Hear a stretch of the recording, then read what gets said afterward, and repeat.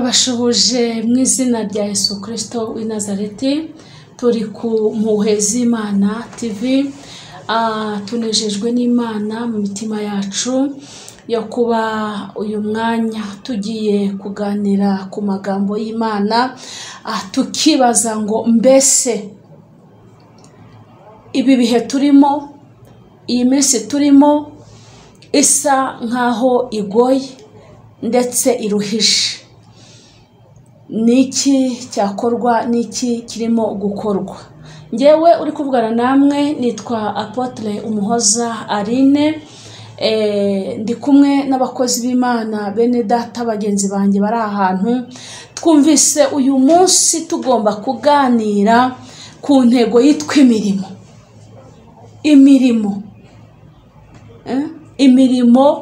Imirimo niki? Imirimo ishobora kugeza umuntu kuki?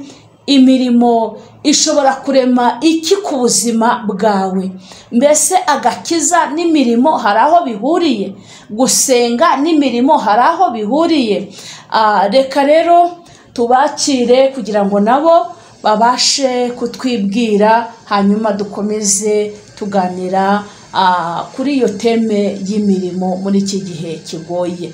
Karibu, Imana ibahe umugisha. Ngira umugisha kubana nawe hano mu kiganiro kuri channel. Nitwa Reverend Pastor Nzanitakuze Florier, cyangwa se abantu benshi bakunze kunyita Prophet Florier. Rero kuba ngeze hano kuri channel ndashimira Imana. Ni Imana iciye inzira aho zitari. Hari byinshi yaragiye ivugana n'umuntu wayo ko agenda agera ahantu henshi kugira ngo ivuge ubutumwa ry'amahoro rigere kure. Rero Imana igumugisha, nanjye nishimiye kugera hano kuri channel kugira ngo tubane.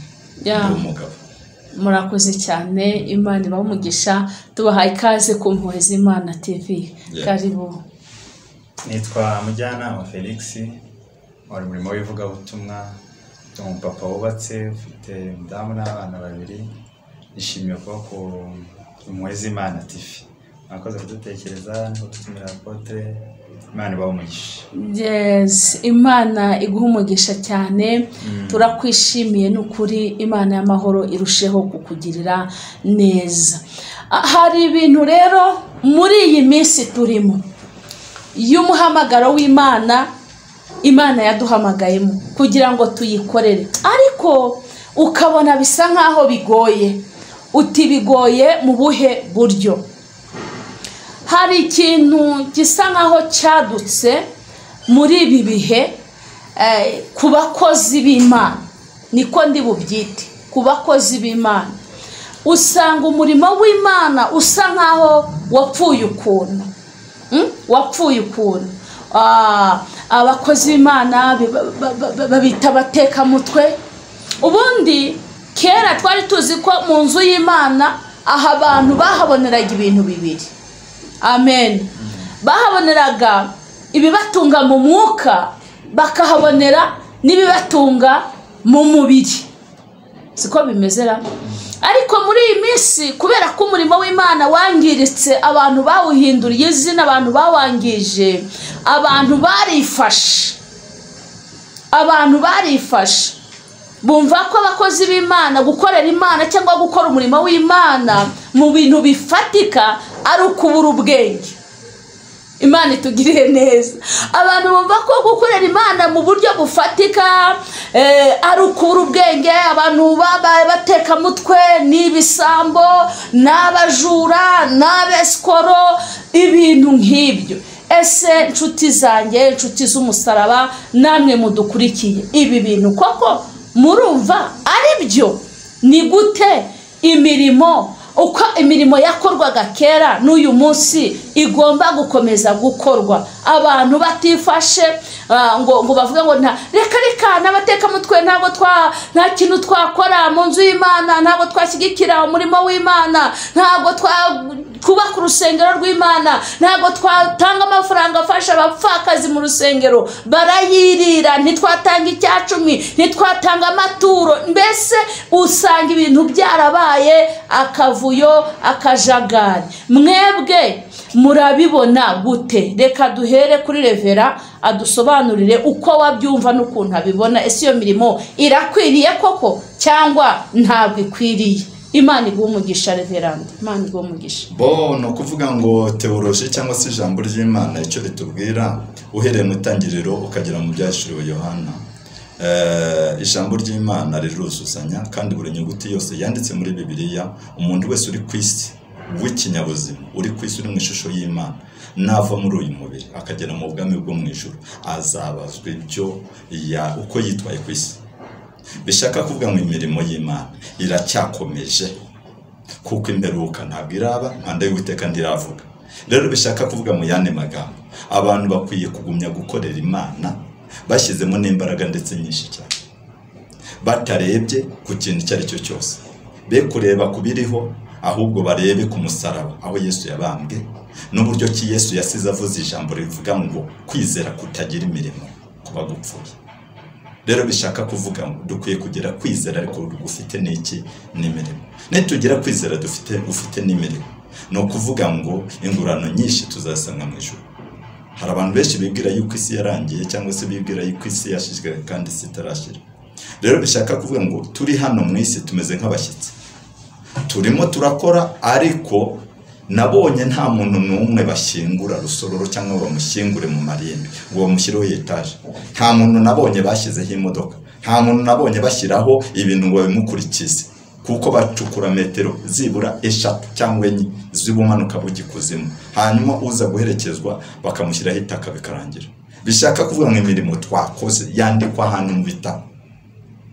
Niyo mpamvu Paulo yavuze ijambo ryiza nakunze cyane, aravuga ngo nitwubaka urufatiro tujye turwubaka ariko dushyizeho imbaraga zacu z'imirimo z'iby'Imana yaduhaye mu buzima bwo ku isi, kubera ko iyo twerekeza Imana izatubwira ngo bana banjye nimuze mbahembe kuko mwakoze neza.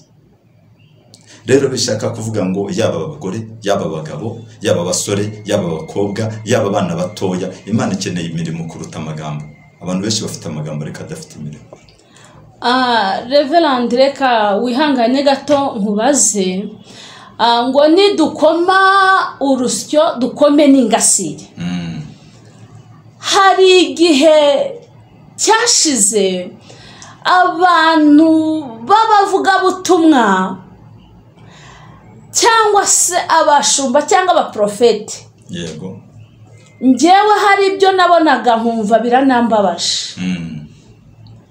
Ariyo mpamvu usanga umurimo w'Imana barawandurije isura. Uti gute? Uri mu rusengero runaka, urimo urabwiriza, ariko ugacomekamo akantu kavuga ngo niba ushaka umugisha, niba ushaka kugirirwa neza n'Imana, icara ku ntebe yanjye, ariko mbere yo kuyicaraho shyira 2 miliyoni ahangaha nibwo uri bubone iki umugisha. Ubwo turi kuvuga ku mirimo, yego, siko bimeze. Agahera kuri 2 miliyoni akaza kumanura akagera ku 500,000, kandi abantu bakabikora.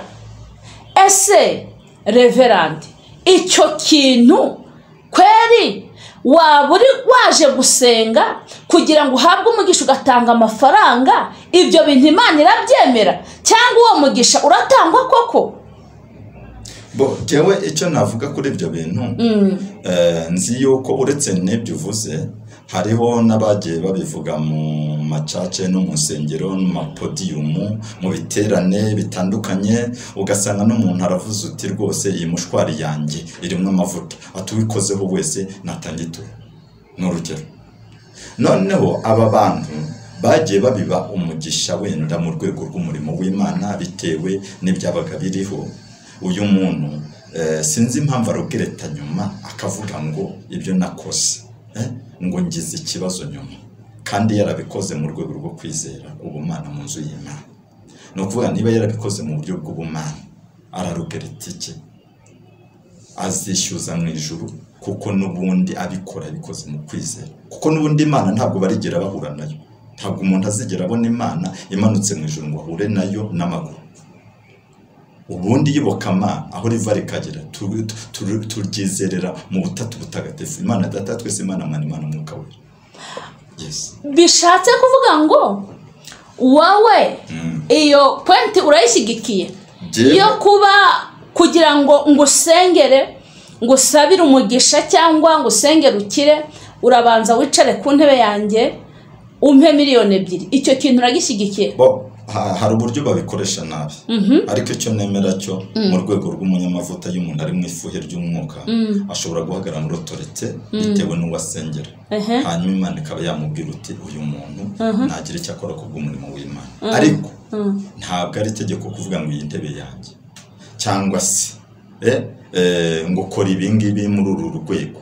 Hari uburyo bishobora kunyuramo mu buryo bwiza kandi n'Imana igashima wa muntu wabikoze, ariko hari n'abantu bananiranye nabo bahindukira nyuma bakabigira imanza kandi bo ubwabo babikoze babikoze umutima w'ubumana. Rero uyu muntu Imana iramugaye. Ndaka nkubwire kino kintu, nuvuga ngo icyo ijambo ry'Imana ritubwira niki? Ijambo rirakubwira ngo nutangisha ukuboko kw'iburyo, yego, ukw'ibumoso ntikuzamenye icyo watanze. Amen, amen, amen. Siko bimeze? Nutangisha ukuboko kw'iburyo, ukw'ibumoso kwe kumenya ikintu watanze. Arizo ngaruka ziri ku murimo w'Imana uyu munsi, aricyo gisebo dufite uyu munsi cyagiye kizanwa n'abantu runaka. Nuvuga ibintu by'Imana byakabaye bikorwa mu bwiru. Haleluya. Amen. Ibintu by'Imana byakabaye bikorwa mu bwiru. Yego. Njyewe ntago ndi bwemeranye n'umuntu uca ibiguzi agiye gusengera umuntu. Yego. Yesu ashimwe cyane. Amen. Ahubwo biriya biguzi bagiye batanga barayatanze menshi cyane. Kandi impamvu bano bantu bageze aho bagakomplaninga bakababara nuko ibyo babwiwe batabibonye. Yesu ashimwe cyane. Impamvu batabibonye ni ibi: ibintu by'Imana birakwiriye ko abantu bakiranuka bagatanga icya-10, bagatanga amaturo, bagatanga amashimwe, kuko nibyo byatungaga abakozi b'Imana. N'umuntu ugeze ku nzu y'Imana arwaye aje gusengerwa ashobora kuba arwaye indwara ebyiri, ashobora kuba arwaye mu mwuka ariko no mu mubiri harwaye. Noneho ukamusengera, wamara kumusengera, kuko niko byari bimeze mbere, ukagenda mu gikari cy'urusengero. Imana tugire neza, izaduha ibihe nk'ibya mbere, izongere tugarurire ibihe nk'ibya mbere. Ukaba wagenda ukadaha ibishyimbo, kuko barezaga mbere yo kurya, ukabanza ugatwara ibya mbere icya-10 cy'ibyo wejeje ku nzu y'Imana, imiceri, ibigori, ibirayi, ibintu byose, ugasanga urugo rw'Imana rurashishe. Ubundi muri iki gihe usanga leta ariyo yita ku bapfakazi, kandi mbere siko byari bimeze. Abapfakazi batabarwaga no mu nzu y'Imana, mu murimo w'Imana niho bariraga, niho batabarirwaga. Imfubyi niho zaboneraga ibitangaza. Ariko muri iyi minsi ntabwo ariko byagenze. Umurimo w'Imana Satani yawizingurijeho. Haleluya. Noneho wijingurijeho ya mirimo ya kera twari tuzi, abantu basa nkaho bikanze. Baravuga ariko nk'urugero, ukabona umuntu, Imana imbabarire, ntabwo ari ukwibasira abakozi b'Imana, ariko ukabona umuntu, urugero, aragenda muri Land Rover akodesheje sale. Si ikibazo? Ni ikibazo. Agende muri Land Rover ya miliyoni 150 cyangwa na 200. Sale nta rusengero afite. Icyo gihe niba nta rusengero ufite ukagendera mu modoka ihenze gutyo, ese uzibuka buryo imfubyi? Uzibuka abapfakazi? Ibyo byatumye abantu basa nkaho bikanze, bakavuga ariko ko nta rusengero tugira, ngo tumushumba wacu agendera muri modoka cya-10 ntanga cy'ibihumbi 100 cya miliyoni 3, urumva ashyira hehe?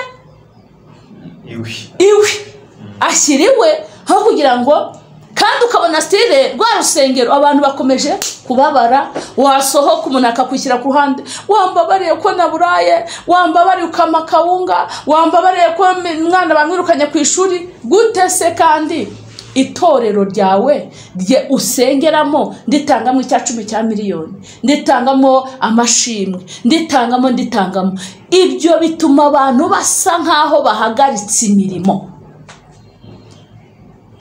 irahagarara, imirimo barayireka.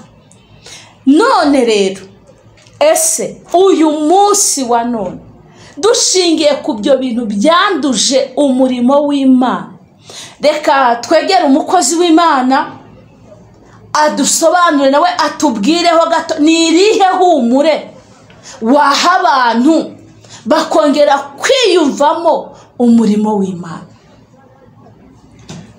Murakoze. Giko mbyumva rero numva ko umuntu wese agomba gukorera Imana, kuko urwego dukoramo Imana urangana n'urwego tuyizimo, kuko tuyishurirwa nuko yatwiyeretse cyangwa nuko twayishatse tukayimenya. Ariko ubuzima bwacu bwa Kristo dufite umuntu tureberaho, ni Yesu Kristo. Amen. Ubwo ari Yesu Kristo rero turibaza ngo ibyo yadukoreye yabikoze yadusabiye kiguzi. Yes.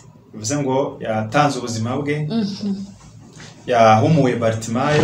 Amen. Ntacyo birivuga ko Bartimayo yamuhaye. Yego. Yakijije ibirema, yakijije abantu bararwaye imyaka 40-38. Ntacyo bamuhaye. Hari nabo Yesu yakijije nimba mubyibuka, akavuga ngo babagaburire. Ababwira ngo batanga amafaranga baryakijije. Nge nabakijije nabagaburire. N'umunsi yazuye Lazaro, yaramuzuye aravuga ati rero mu mushakira icyo kurya. Yes. Bivuze ngo rero ikintu cya mbere tugomba kumenya nuko gukorera Imana byo bizahoraho, ntabwo bifite kuzashira. Abacika intege bazicike, abareka bareke, gukorera Imana byo bizahoraho. Ariko uburyo abantu badusobanura uburyo tuyikoramo nibyo bitera ama confusion. Rumwe umuntu akubwiye ngo tanga amafaranga musengere, kuki se bitabareka musengere ngo hane amafaranga? Yego. Kamusengere ngo hane amafaranga. Yes. Dukora ama analyse. Yego. Niba umuntu yaje akubwira ko yaburaye, ni gute umusengero ukamwaka n'amafaranga? Wagombye kumusengera ukamuha n'amafaranga yo kurya. Yego. Bivuze ngo imirimo rero nta muntu utayikora. Ntabwo abayobozi abapasiteri cyangwa abashumba cyangwa abaprofete twicaranye abakozi b'Imana ari mwe muhabwa amafaranga, cyangwa se ari twe dukora nkaho batagomba gukora. Nuvuga ngo abantu bose bizera Imana bakayikurikira bose bagomba gukora. Nubwo ari twese rero ushobora kuba wasengera umuntu nawe ukamuha, ariko sinarwanya umuntu usengera akaguha, ariko ntabwo nta giciro. Ashobora kuvuga ati umurimo w'Imana ndakora kino. Erega ibyo dukorera Imana ntabwo bishingiye ko badusengeye, bishingiye ko tugomba gukorera Imana nyine. Yes. Gusengerwa ni service undi muntu wese yaguha, cyangwa umukozi yaguha, profeta yaguha, pastor yaguha. Hanyuma gukorera Imana ni ibintu bitureba twese, ari wasenze n'uwasengewe, ari wasengewe n'uwasenze, twese tugomba gukorera Imana. Nge numva rero nta kiguzi abantu bagomba gutanga ngo kubera ko ari service bafashijwe. Uko niba gusengeye nawe afite ibyo agomba gukora.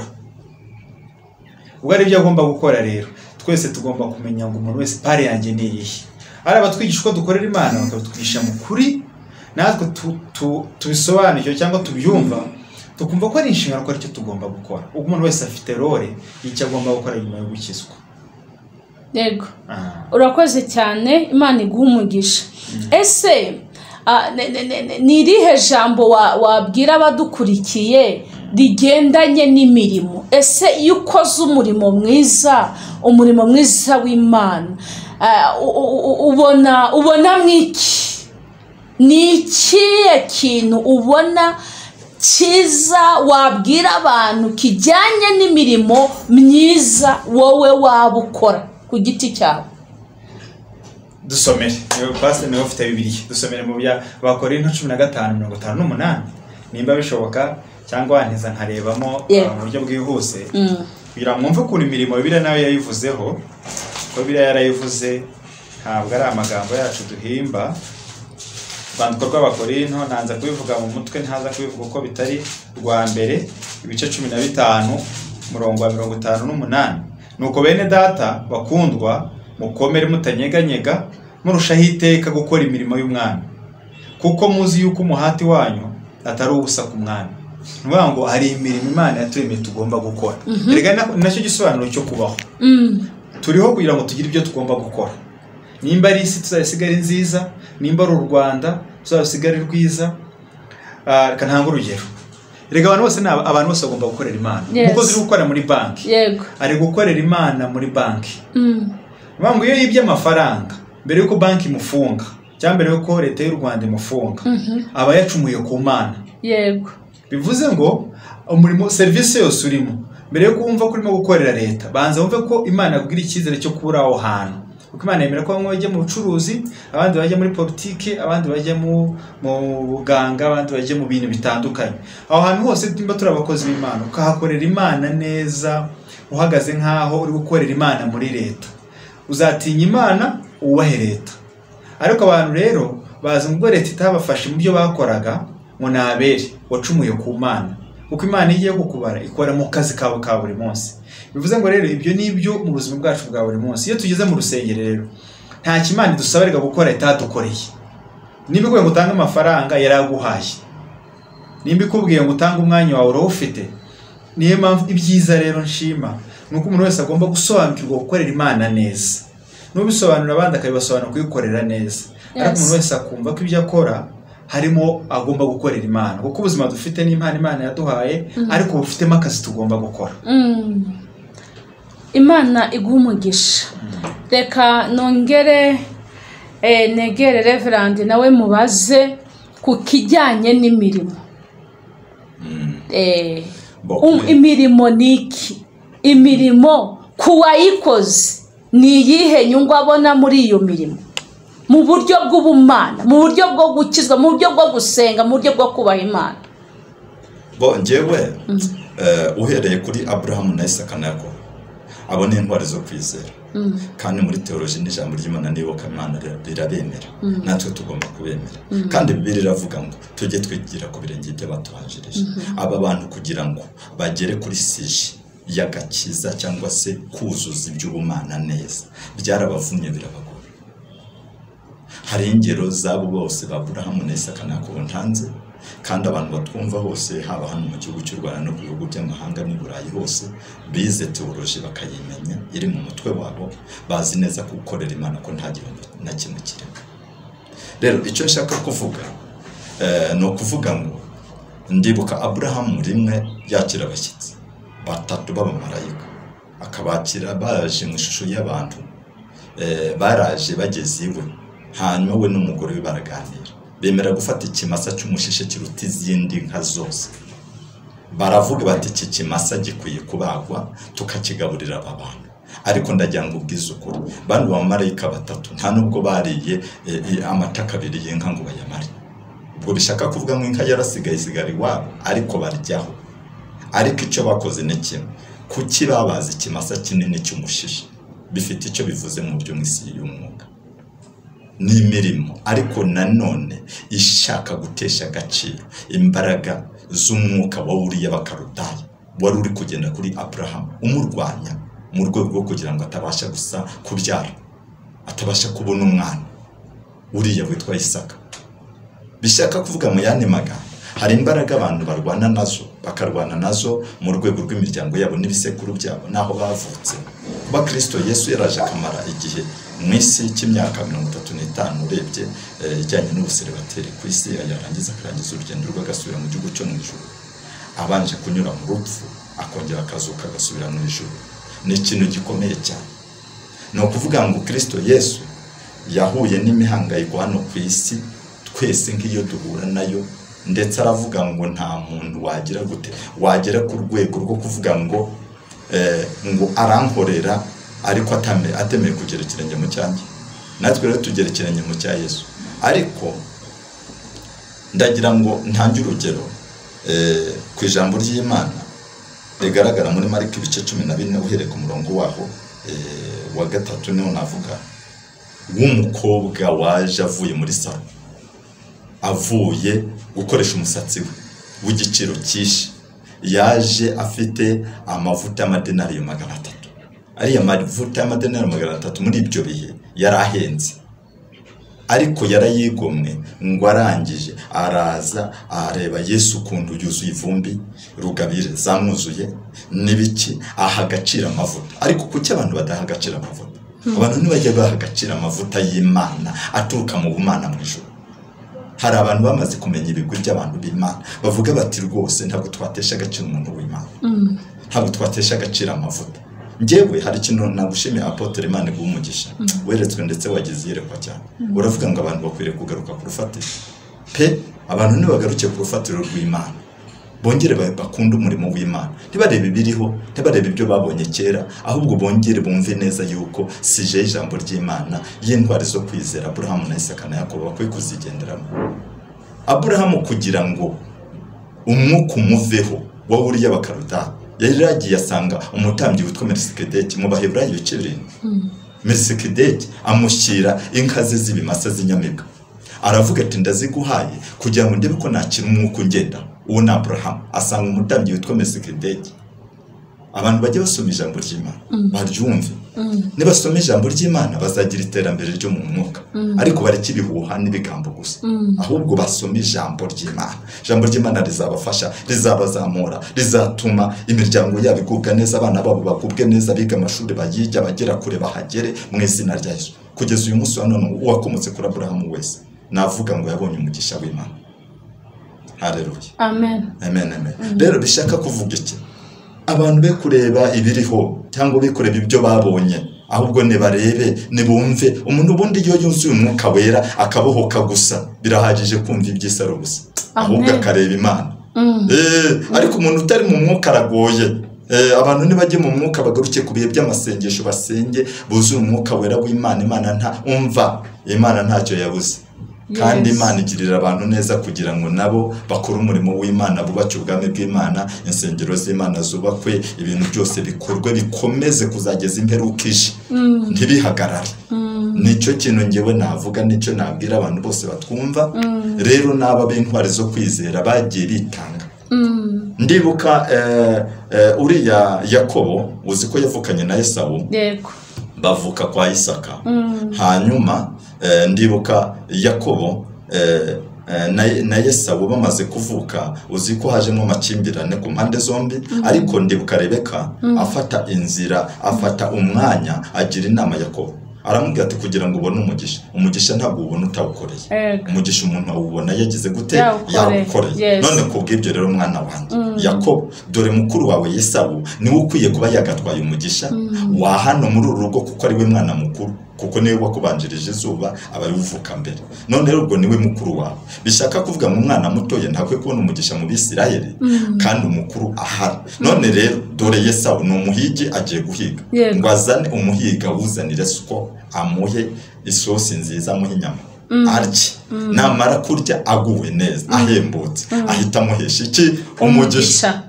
Wabyumvishe? Abantu benshi bazi bumva ko gukiranuka ari ugukiranuka, ariko bazana iby'imirimo bakumva bacitse intege. Kandi burya na Kristo Yesu yarabivuze, umuntu uvuga ku butunzi bw'abantu, ngo ubutunzi bw'abantu iyo bakomyeho gusa ngo bahita bagira ibibazo bikomeye, ngo kuko batangira kuzana impamvu, bakazana ibibazo byabo.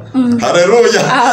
Yesu arashimwe cyane. Bishaka kuvuga iki rero? Umuntu ngurikiranye neza uri kunyumva, haleluya, imirimo ni ya mbere, kuko no ku bwami bwo mu ijuru no mu muryango w'ijuru hari abantu benshi bazajya mu ijuru. Uri kubyumva? Ubundi biritwereka neza yuko ari abantu bazakizwa ku bw'amagara yabo, kandi n'abantu bazakizwa ku bw'imirimo bakoze bakiri ku isi. N'ibintu bibiri, abantu bazakizwa ku bw'amagara yabo, Antikristo izababaza ku isi, ibagore cyane, habeho Antikristo ikimenyetso cy'amaswa 666 kibabaza abantu ku isi, umuntu kubona ijuru bimugore bitewe nuko ikizima cya mbere we ubwiwe Antikristo yamubabasha, imuca akaboko imubaza ngo uremera Yesu, ariko agumya guhagarara ku ijambo rivuga ngo ndemera Yesu, nubwo ntigeze mbona umwanya wo kumwumvira mu gihe cyanjye, ariko aka kanya namwiyumvagamo nubwo ntajyaga mu rusengero rwera njye gusenga. Hanyuma uyu muntu rero azatabarwa n'amagara ye, niko Bibiliya ivuga, ariko nta mirimo. Ubwo niba azajya mu ijuru agasanga inzu yiwe ari kibandahori, cyangwa se ari inzu yubatse gusa ariko itarimwe ibishashagirana, itubatse neza, inzu nawe bayiguhaye ngo yibemo ari vide, ni ikibazo. rero inzu ziri mu ijuru Yesu yavuze ngo mu rugo kwa data hari amazu menshi, hari amazu meza, iyo abatarahari mba mbibabwiye. Ariko ibaze kwinjira mu nzu nta matoro ufite, nta gitanda, ukinjira mu nzu sibyo, ukinjiramo ukaryama ku isima gusa n'amakaro. Hari abantu bari gukora imirimo yo gukiranuka bazasanga mu ijuru.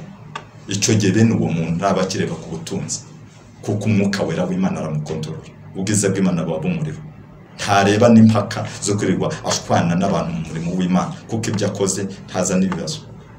Rero aba bantu, haleluya, ni abantu bakwiye kumva barahaze amagara yo kureba ku bintu, ahubwo bakareba ku butatu butagatifu, ku mwuka wera w'Imana n'uburyo bwo gukiranuka. Ako niko gakiza kuzuye. Imana yacu tugire neza. Ndumva abantu bari kunyumva, nagerageje kuvuga uko narezimye, ariko bari kunyumva. Rero bishaka kuvuga iki rero? Dukorera Imana tutarebye ku kintu icyo ari cyo cyose. Yesu ashimwe cyane. Haleluya.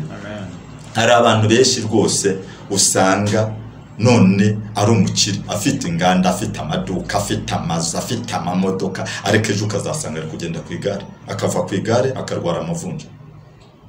Ibigeragezo bikamugeraho, agatangira kuvuga ati zanjije nabonaga z'abakozi b'Imana nzitinjije, ahubwo zifite icyo zindusha, nubwo baba bataranize cyane biremereye, ariko umwuka wera w'Imana wabaga mu bo, barambwiraga nubwo ntumvaga. Bishaka kuvuga mu yandi magambo, icyo gihe ubwo butunzi yarabufite bugwiriye, yabasha kugira ibyo akora mu murimo w'Imana, yazabisanga mu ijuru. Ntabwo yazabisanga ku isi, azabisanga hehe? Mu ijuru. Imana yacu tugire neza cyane. Rero nibyo nari mfite, ndumva ibyo mvuze ari byo. Imana iguha umugisha. Imana iguha umugisha. Imana iguha umugisha ku bijyanye n'imirimo. Yesu ashimwe cyane. Njyewe sindi umuhanga, ariko iyo nkurikiye nsanga ikintu cyishe umurimo ndetse kigatuma n'abantu bakoze batagororerwa nuko bakoreye Imana basa nk'abari mu biguzi. Yego. Kandi ntago wabona icyo ugura n'Imana. Yego. Yesu ashimwe cyane. Haleluya. Amen. Nukuvuga ngo hari abantu tuzi batubanjirije, nk'uriya mugore w'umushunemukazi. Yesu ashimwe cyane. Yagiye akunda kubona umuhanuzi w'Imana Eliya aca ku rugo rwe. Haleluya. Imana ishimwe cyane. Yaca ku ruraro, uyu muntu uca ku rugo rwanjye kenshi, kandi ko iyo mubonye mbona ari umuntu w'Imana, umutima uramukomanga. Haleluya. Umutima umukomanze ni umutima we, ntabwo ari ikintu aposo yamubwiye ngo amubwire ngo kora iki kintu, ahubwo umutima we. Uramubwira ngo uriya muntu ujye umubwira aca, afate ku mazi yo kunywa ndetse n'akarabe, aruhukemo gato, narangiza akomeza urugendo. Haleluya. Abantu mudukurikire n'ukuri. Hanyuma baramubwira ati wambabariye ugacaha nkaguha ku mazi yo kunywa. Urumva umuntu w'Imana, urumva umugore w'umunyabwenge. Lepa enetarabini, uyu mugore ni umunyabwenge. Imana iduhera abadamu b'abakristo ubwenge. Muve mu kujarajara, muve mu gihunga, muve mu bintu bimeze nko gukompeta n'Imana. Ntabwo ushobora kugura n'Imana, nta kintu wabona wagura n'Imana. Nk'uko ijambo tuvuga ngo nutangisha ukuboko kw'iburyo, ukw'ibumoso bwe kumenya ikintu ukoze. Wikorera Imana ngo bibe publicité. Ntabwo bigomba kuba publicité wakoreye Imana. Yesu ashimwe cyane. Noneho uyu mugore umuhanuzi aramwemerera ati haleluya. Ngo araza abona ukuntu amwakiriye, aruhutsemo gatoya, ngo arangije afata urugendo arakomeza. Ngo akomeze, umugore yumva ntabwo bihagije. Ndanezerewe cyane. Mujye mukorera Imana, muyikorere mubwiru mwihereranye nayo, kuko Imana ntagikunda ibintu biri kumugaragara. ngo arangije aganiriza umutware we. Mujye muganiriza n'abatware banyu. Yesu ashimwe cyane. Ngo aramubwira ngo hano hari umuntu haca w'umuntu w'Imana. Imana iduhe rwose yongere tugarukeho tugire feva yayo. Kuko dufite indi shusho tugaragaramo kandi itari nziza. Ngewe hari igihe mba numva mfite n'isoni z'uko umuntu yambwiye ngo uraho bushumba, havuga Mana we ndapfuye abantu banyumvisha baravuga ko ndi umutekamutwe. Imana itugire neza. Ngo arangije babwira umutware ngo wambabariye uriya muntu w'Imana tukamwubakira akumba hejuru y'inzu yacu. Urumva ko gaciro? Tumwubakira kumba hejuru y'inzu yacu. Uyu mugore nta kintu yarabuze. Uru rugo rwari rurimo buri kintu cyose. Umugabo aramwumva. Yesu ashimwe cyane. Haleluya. Umugabo amaze kumwumva bubaka kakazu. Ngo bamare kukubaka wa mukozi w'Imana haciye. Haleluya. Reka mbabwire ntago abantu bo muri iyi minsi mwirirwa mwitotomba murakaye mutongana mutuka Imana. Mureke gutuka Imana. Nukuri ntago Imana yigeze inanirwa gukora, nta nubwo Imana inaniwe kugira ikibaha. Kuko Imana jambo ravuga ngo ifeza n'izahabu nibyo Uwiteka Imana itugirire neza. Arangije araza arongera mwakira noneho amuhana icyumba. Araryama aramusasira ararya aranywa. Warangize aryame agubwe neza nk'umuntu w'Imana. Amen. Ubwo ndi kuvuga ibya kera kandi dukeneye ko ibya kera ari byo bigaruka. Siko bimeze. Arangije igihe kiragera mission y'umuhanuzi irarangira muri iki gihugu. Haleluya. Irangiye ngo abaza umugaragu we Gihazi. Arangije arabaza umugaragu we ngo niki twakorera uru rugo twaratwakiriye. Urumva umuhanuzi aranyuzwe arebye amarangamutima y'uyu muryango yumva atagomba kuhaviraho. Haleluya. Kubera ko umuhanuzi nyine n'umuhanuzi afite ubutware yahawe n'Imana. Ngo arangije umugaragu aramubwira ati umva rero reba uburyo nirirwa ntembera. Reba icyayi tunywa cy'igifute cyane idoki gifashe inkoko inyama z'ubwoko bwose nta kintu runo rugo rubuze. Ariko sindabona akana k'agahungu gatamba muri uru rugo. Imana ishimwe. Ngo arangije baramubwira ati genda umbwirire uriya mugore aze hano. Ariko ntiwumva ibintu by'Imana ukuntu ari byiza. Haleluya. Ngo genda umbwirire uriya mugore ngo aze hano. Ngo aragenda ngo aramuhamagara baravuga ngo none warakoze kutwakira kutwubakira aha hantu tukaharuhukira. Misiyo twari dufite hano irarangiye. None ko irangiye urifuza ko nkumenyekanisha ku mukuru w'ingabo cyangwa nkumenyekanisha kwa perezida cyangwa nkumenyekanisha donc ukaba icyamamare. Umugore w'umunyabwenge aramubwira ngo ya njyewe ndi uwo mu bacu. Haleluya. Amen. Njyewe ndi uwo mu bacu. Mana ishimwe. Nibera mu bacu. Ndi uwo mu bacu. Nibera mu bacu. Ibyo ngibyo simbiriho. Yego. Amen. Haleluya. Warangije aramubwira tumva rero wa mugore we. Njyewe undi mwaka nk'iki gihe uzaba ukikiye umwana w'umuhungu. Imana ishimwe. Iyo ni imirimo yatumye uyu mwana aboneka. Yesu ashimwe cyane. Iyo ni imirimo yatumye uyu mwana aboneka. Kuko iyo nkomeje gusoma Bibiliya imbwira ko uyu mwana yamaze no kuboneka nyuma akaza gupfa. Yego. Ariko apfuye umugore ngo afata umurambo wa mwana ngo awuzamura mu cyumba cy'uriya muhanuzi. Ngo arangije kuzamura ngo abwira umugaragu ngo genda umbwire sobuja nk'indogobe. Haraho ngiye agira ubwenge. Tarabini brada agira ubwenge. Aragenda arayizana ngo amare kwizana ashyiraho ngo amatandiko ariko ndafashije ashyiraho amaturo kuri ya ndogo bayijya hejuru habe no kubwira umugabo yego ibanga aragenda araboneza ajya kumuhanuzi ngo Gihazi ngo amukubita amaso. Umuhanuzi yari mu gihe cyo kutahura n'umuntu uwo ari we wese yasashimwe cyane, ariko ngo Gihazi amubone. Gihazi arangarira amaturo umugore ntaba yacomotse ageze hehe ku muhanuzi. Arangije umuhanuzi avuga ati ariko mwana uyu mugore aje hari ibintu Imana yakoze yamishe. Arambwira ati umwana wahanuye ubundi yumureka washakaga iki yumwihorera. Imana itugire neza. Turi kuvuga imirimo hari umurimo ukora.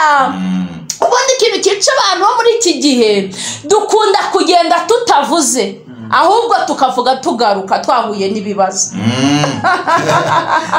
Dukunda kujya gukora ibintu runaka tutayoboje Imana, twamara guhurirayo n'amakompora tukabona kuza kubaza Imana.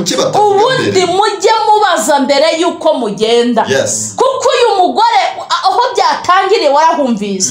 Umwana arapfuye avuga ati hari umuntu wamuvuze, reka bari we njya kureba. Yesu ashimwe cyane. Umuhanuzi ambwira ati Gihazi ngwino hano fata iyi nkono bigire gutyo. Umugore avuga ati tumva Chikishos nkuraho Imana ihoraho ukorera sindi bujyane n'undi muntu paka wowe ni wowe turi bujyane. Imana itugire neza. Haleluya. Kubera iki uyu mugore arafite confidence, ibintu yamukoreye byavuye ku mutima, ntabwo uyu muhanuzi ari wabimutegetse. Yesu atugire neza cyane. Ubuntu bw'Imana bwongere butubeho, ineza y'Imana yongere tugarukeho, imbaraga z'Imana zongere zitugarukeho, ibanga ry'Imana ryongere ritugarukeho mu izina rya Yesu. Abantu badukurikiye mu izina rya Yesu mukorera Imana. Imana irahari, irashoboye, nta kinanira. Ikitwica nuko dukorera Imana mu kavuyo, sibyo? Mu by'ukuri rero umuhanuzi yasubiye mu rugo rw'uyu mugore kuko nta cyaha yari yahakoze. Yesu ashimwe cyane. Waragenda arurira asanga wa mwana umurambo waho uryamye ngo amwubarara hejuru. Amen. Umurambo urashyuha. Haleluya. Umaze gushyuha arawusengera umurambo urongera urazuka. Yesu ashimwe cyane. Ngo afata umwana ari muzima muhereza nyina. Imana iduhana umugisha. Turi kuvuga ku mirimo, ni imirimo y'Imana turimo tuvuga. None dusoza reka tukubaze, dusoza niki wabwira abantu kugira ngo bagarurwemo imbaraga? Hari abantu benshi bacitse intege, hari abantu benshi batenebutse batagishaka no kumva ibintu by'Imana. Ni irihe jambo wabubakisha aka kanya bakongera kugira impumure ku Muwezi Imana TV, bagakorera Imana yabo bayikunze, ko Imana atari ingome, Imana ari umubyeyi, Imana yumva kandi Imana itabara. Karibu Imana ikumugisha. Dusoza. Murakoze. Dusoza. Hari amahame aba mu ijuru ataba mu isi. Yego. Hakaba n'amahame aba mu isi ariko ataba mu ijuru. Urugero, mu ijuru nta kurongora bihaba. Yego. Bivuga ko wa mugore wari ufite abagabo 7 bavukanaga bitabye Imana babaje si mwizuka za buwandi. Yesu arababwira ati nta byo kurongora mu ijuru. Mu ijuru rero nta byo ntibihari, ariko mu isi ihame rimwe riruta yandi mahame yose. Icyo umuntu ayiba nicyo azasarura. Niryo hame rikuru, niryo hame riruta yandi yose. Bivuze ngo umuntu asobanukiwe gukorera Imana nabikore. Amen. Harimo umugisha w'Imana. Ndatanga urugero ku mudamu witwa Dorcas. Tabita ntabwo yazuwe nuko babugore barize. Yes. Kuko yebeza ko ari amarira yari kuzura Tabita. Bari abagore bari kurira kuko bari abapfakazi akazuka abagabo babo. Amen. Bivuze rero ngo icyazuye Tabita yazuwe n'imirimo yakoze. Bari abagore barize ko yabakoreye hapfuye umuntu wabakoreye ibintu wabakoreraga ibintu byiza. Imirimo. Ariko ntabwo imirimo myiza, ariko ntabwo ari cyo cyari kumuzura. Imana yamuzuye kugira ngo akomereze aho yari ageze bikorwa byiza yakora. Yego. Bivuze ngo imirimo myiza rero Imana yiha agaciro. Umuntu amaze gukizwa, imyaka yawe yo kubaho yindi isigaye ni ukugirira abantu neza, ni ugukorera Imana yaguhaye amafaranga ukayakoresha neza, ugakora ibyo ugomba gukora. Kuko abantu bose bari n'isi barimo n'ibihugu barimo bimeze neza ko ari abantu bakoze. Urugo rwawe rumeze neza ko ari cyo wakoze, itorero ryawe rimeze neza ko ari cyo yakozwe, nimba ubona amakaro ukabona na parafo ukabona harimo ibintu byose bavuga, amategeko bagenda batanga, amabwiriza, kuyubahiriza birasaba ubushobozi, birasaba umwanya, birasaba imbaraga. Rero bivuze ngo ibyo byose Imana irabibarekera umutima twabikoranye kugira ngo bihinduke ibintu byiza. Rero abantu bacitse intege, mwaciwe intege no kutamenya agaciro wenda k'imirimo myiza, ariko imirimo myiza ni myiza nyine. Ifite icyo Imana izayiduhembera, ni byiza ko tubikora. Imana ibahe umugisha. Imana iguhe umugisha. Reka twumve na Revera nawe dusoza ijambo agiye kubwira abantu bacitse intege, babivuyemo, bumva ko donko imirimo nta kimaze. Karibu. Jewe ndasoza n'ubundi mbwira abantu ngo bagume ku rufatiro rwo gukora imirimo yo gukiranuka, kuko imirimo y'abakiranutsi izacishwa mu muriro, kandi iyo mirimo y'abakiranutsi nica mu muriro ntizashya, kuko izaba imeze nka zahabu cyangwa se diyama y'igiciro cyinshi ku munsi w'amateka cyangwa se mu bwami bwo mu ijuru. Bishaka kuvuga ngo umuntu wese wubatse ku rufatiro, ibyo bintu yubatse ku rufatiro bizashya, byose bishye birangire. Ariko umuntu wakoze imirimo yo gukiranuka ikandikwa mu gihugu cyo mu ijuru, iyo mirimo ntizashya. Bishaka kuvuga ngo buri muntu wese icyo akoze ariteganyiriza ejo hazaza mu bugingo buhoraho. Imana yo mu gihugu cyo mu ijuru, reka mvuge ijambo Yesu yavuze, ibice 12 bya Yohana, ubutumwa bwiza bwa Yesu Kristo bwanditswe na Yohana, ibice 12 umurongo wa 26. Yesu aravuga ngo umuntu nankorera ankurikire, kuko aho ndi n'umugaragu wanjye niho azaba. Umuntu nankorera data azamuha icyubahiro. Ndumva ku bantu batwumva, uhereye ku mwana ukageza ku muntu mukuru, nta muntu udakeneye agaciro, nta muntu udakeneye icyubahiro. Icyubahiro cy'ubumana kimanuka gute? Ni mu gihe twumvira Imana tugakora imirimo yo gukiranuka. Iyi mirimo yo gukiranuka dukoresha imbaraga zacu n'ubutunzi bwacu n'ubwenge bwacu bwose kugira ngo tubahe Imana mu gihe tukiri ku isi. Rero umuntu wese uri kunyumva, ni byiza neza yuko tugaruka ku rufatiro. Abantu benshi bagiye basa naho batana bava mu nzira, hanyuma batangira kureba kubiriho no ku byagiye biba n'iki, ariko be gutinda ku by'abandi. Nibirebeho ku giti cyabo, umuntu wese yirwanaho ku giti cye. Uhereye ku muntu wese ukiriho kuri iyi si muri ubu buzima, yirwanaho ku giti cye. Ndashyiraho ijambo rindi nehuse nsorejeho riri mu mubwiriza, ibice 9 umurongo wa 4. Ufatanya n'abazima bose abagifite ibyiringiro by'ejo hazaza, ariko imbwa nzima iruta intare yapfuye. Abazima bazi ko bazapfa, ariko abapfuye ntacyo bagitekereza, nta n'ingororano bagitekereza muri iyi si y'ijuru. Bishaka kuvuga mu yandi magambo, inshuti zibi ziratwishe nabi. Hari inshuti zituroga tugira mu buzima bwa buri munsi, zikadukuramo ibyo kwizera, zikadukuramo ibyo twari dufite byo gukorera Imana n'iby'ubumana, kubera inshuti twungutse mu buzima bwa buri munsi no mu masosiyete twirimo naho turi. Hari igihe uhura n'inshuti ikakwica mu mutwe, kandi wari uvuye mu rusengero wuzuye umwuka wera, wari uvuye muri korari wuzuye umwuka wera, wari uvuye mu budiyakoni wuzuye umwuka wera, wari uvuye mu murimo w'Imana mu biterane no mu rusengero wuzuye umwuka wera, wigishijwe bihagije kuko umuntu uri kutwumva gutya ari kumva ijambo ry'Imana. Ariko njye nigeze ngira iyerekwa, mbona inkoko y'isake yanyagiwe n'imvura, mbona inkoko y'isake imvura yayinyagiye, ariko ngiye kubona imvura ihise, mbona ya nkoko y'isake iri kunkumura amashwara yose, amazi abayashizeho, mbona amazi yose yikubise hasi, ya nkoko y'isake isubira uko yari. Imana irambwira ngo iki iri yerekwa ngo haye mushumba, rigereranywa n'abantu bumva ijambo ryanjye ntibarikomeze. Berigeranywa n'abantu bumva ijambo ryanjye rigahita rihuruduka nk'amazi rikikuta hasi.